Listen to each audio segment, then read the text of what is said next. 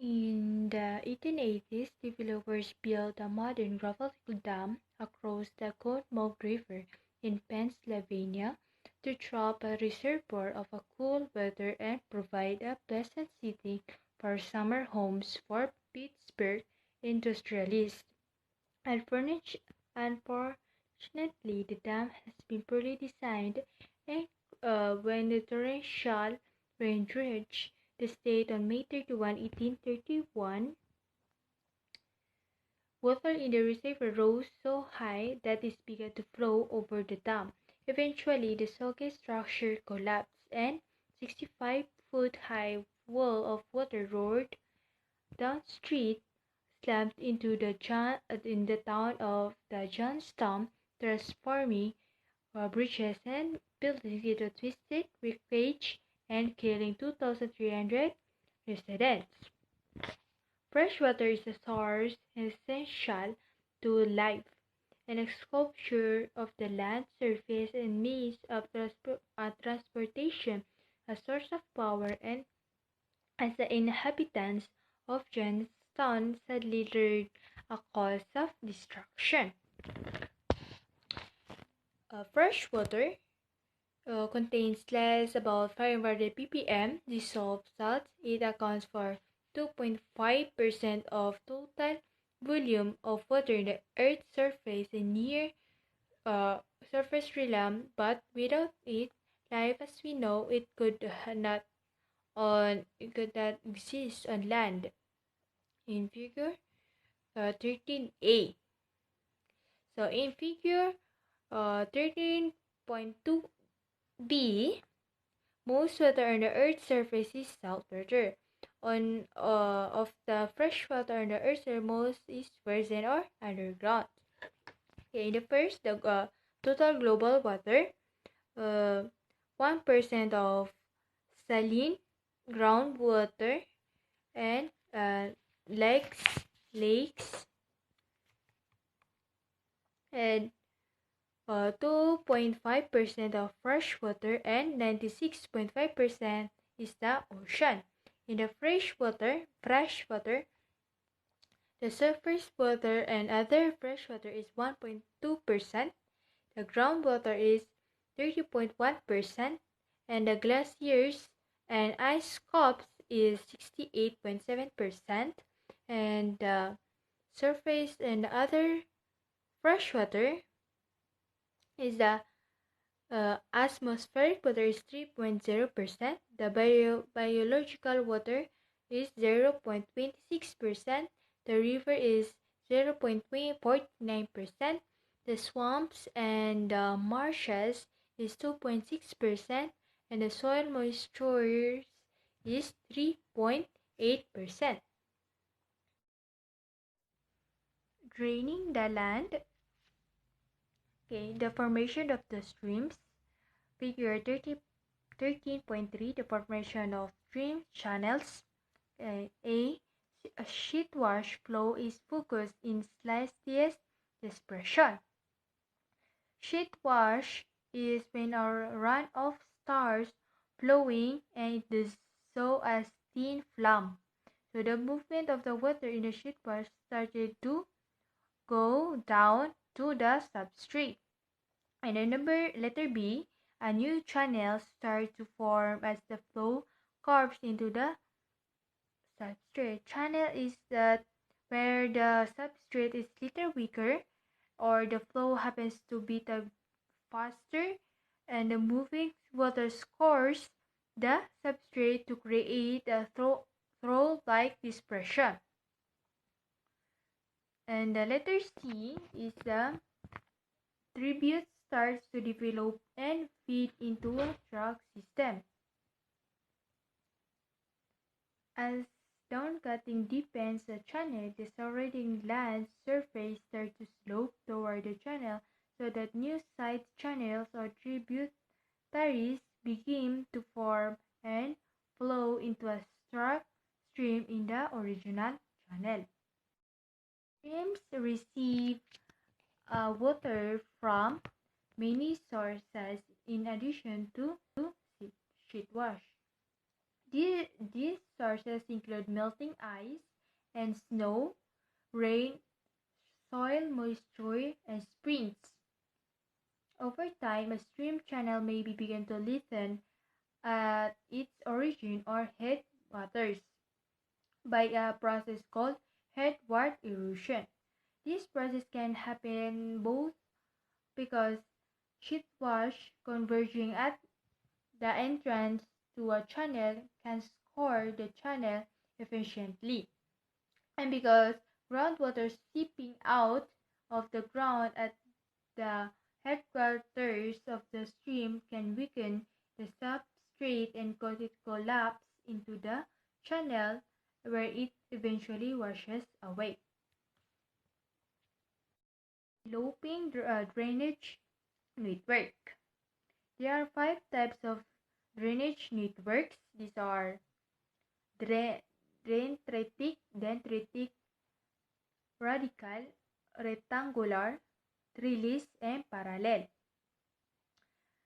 Dendritic network, which looks like a pattern of branches of tree, forms where the substrata consists of horizontal layers of material with uniform strength.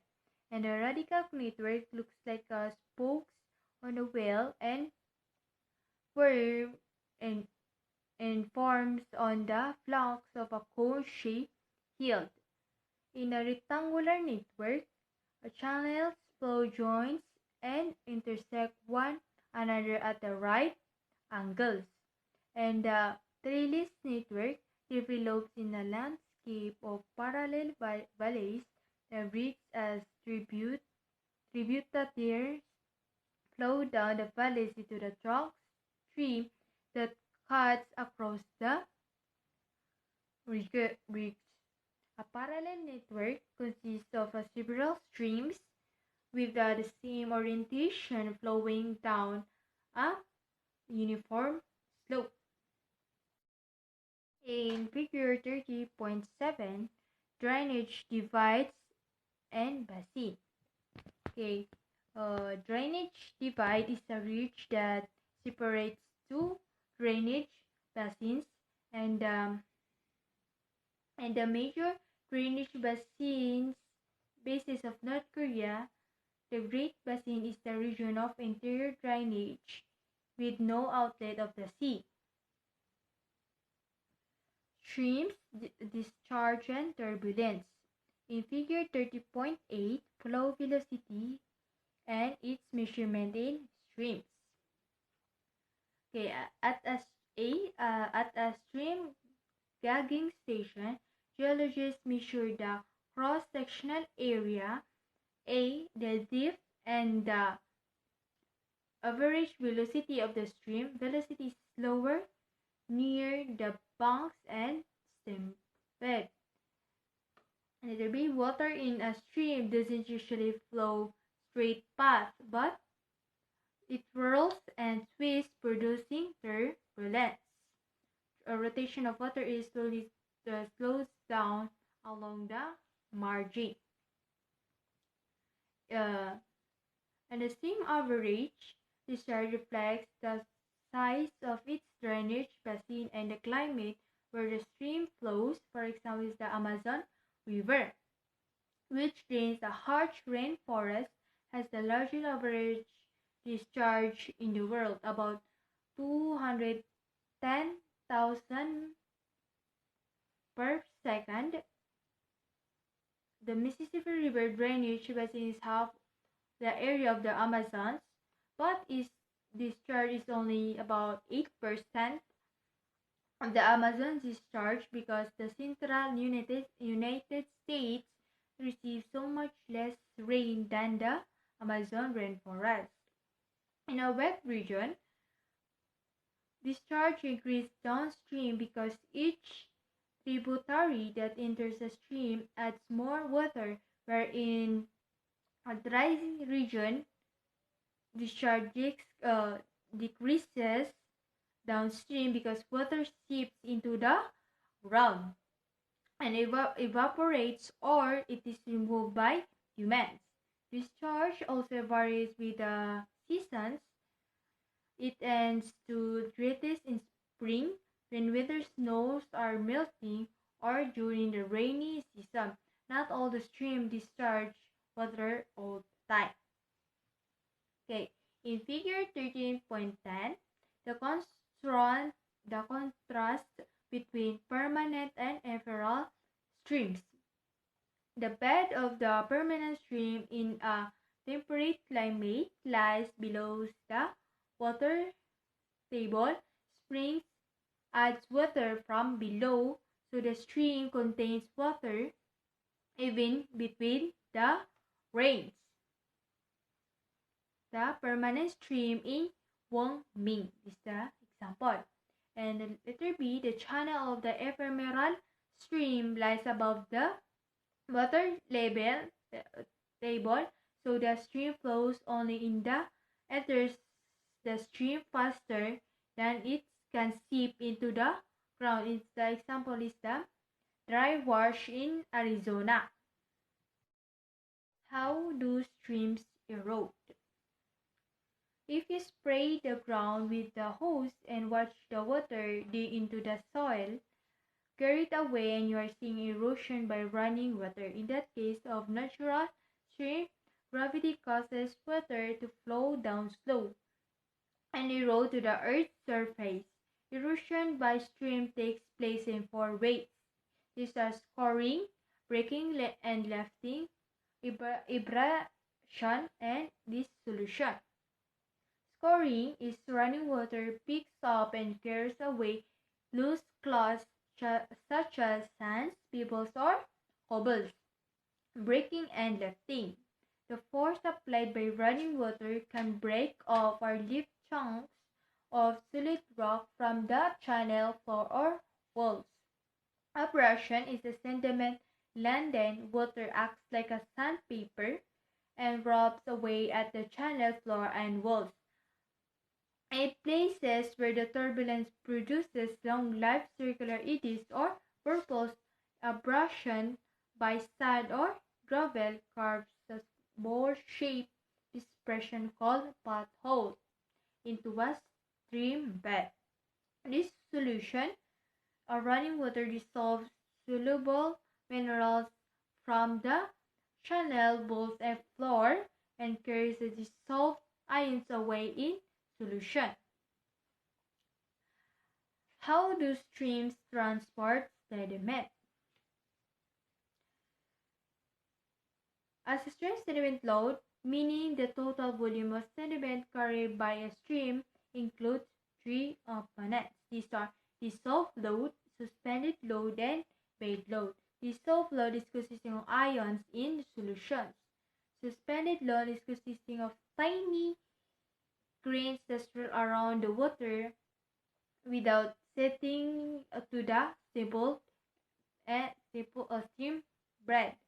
And the bed load is the consisting of relatively large class that bounce or roll along the stream bed. When describing a stream ability to carry a sediment, geologists specify its competence and capacity. The competence of the stream refers to the maximum particle size it carries. A stream with more competence can carry large particles, whereas one with less competence can carry only small particles. Competence depends on the water velocity. So a fast-moving, turbulent stream has more competence than a slow-moving stream. Capacity of a stream refers to the total quantity of a sediment it can carry. A stream capacity depends on both competence and discharge. So a large, fast-flowing river has more capacity than a small.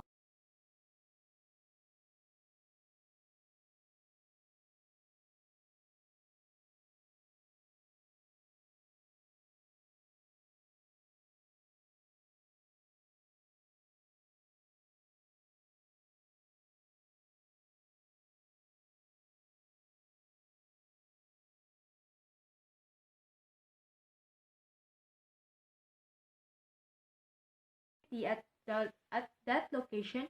Thus, if the stream slows by a small amount, only the large class settle. But if the stream slows by a lot, medium-sized class settle. And if the stream slows at once and stands still, fine class settle. Since the velocity of the stream varies with location, streams tend to sort class by size. Sediments deposited by a stream are called Flossian deposit or alluvium. Coarser alluvium may accumulate along the stream bed in elongate modes known as bars. During flow, a stream may be overtop the sides or banks of its channel and spread out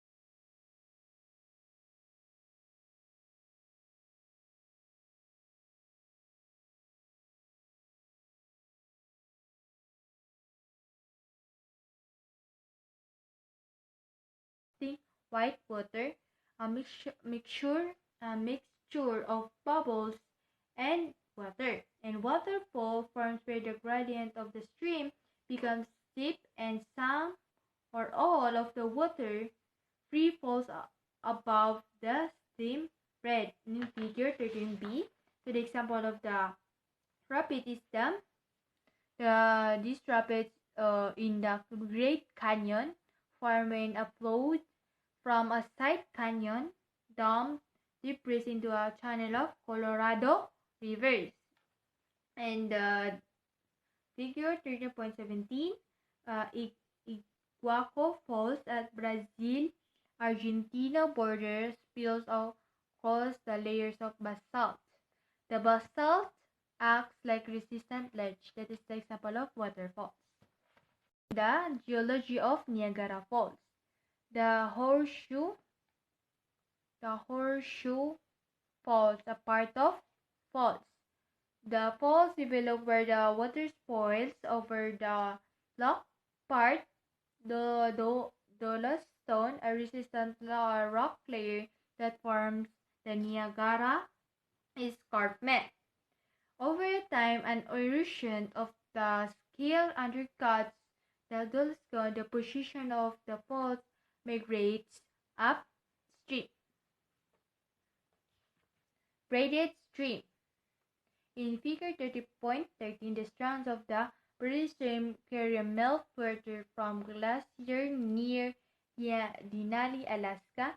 The sediment bars were deposited at the times when the stream was in flood and had greater competence.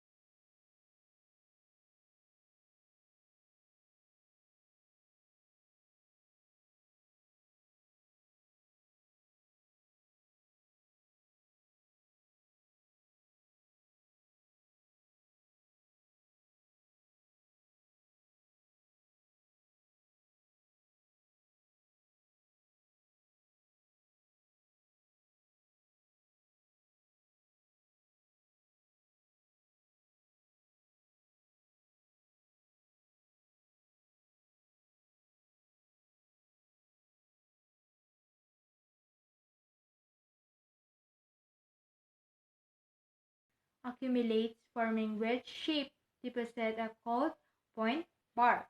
Along meandering streams includes natural rivers, point bars, and fold pane.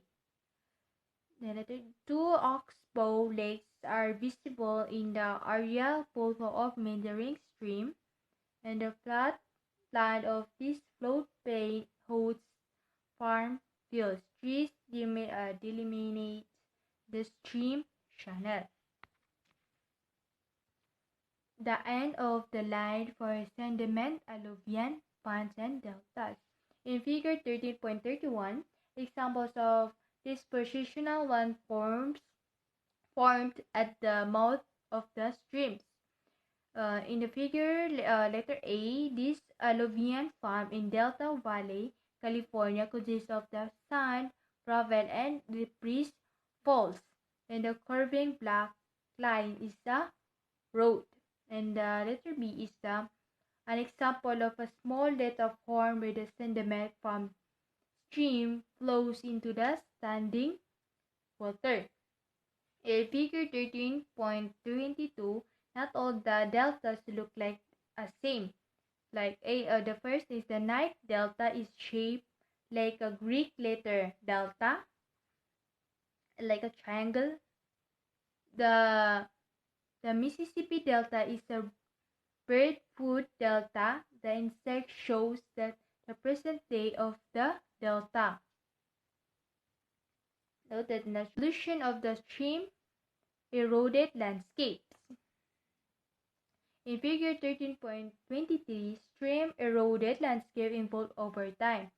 When the base level drops, streams don't cut and a hilly landscape develops. The resulting relief, however, eventually erodes away.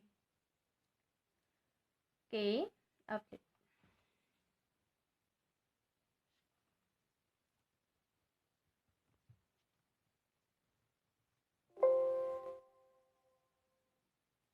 Uply, the fluvial landscape lowers the base level relative to the low level landscape.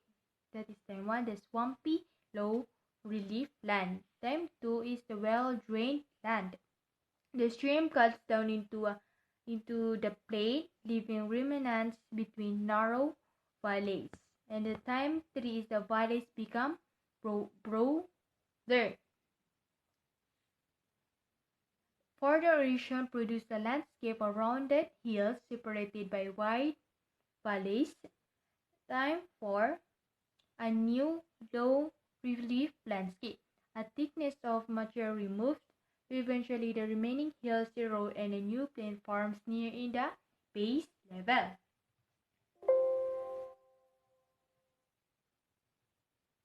In Figure 13.25, development of superposed streams will be a superposed stream established in geometry while flowing over a uniform substrate above a unconformity.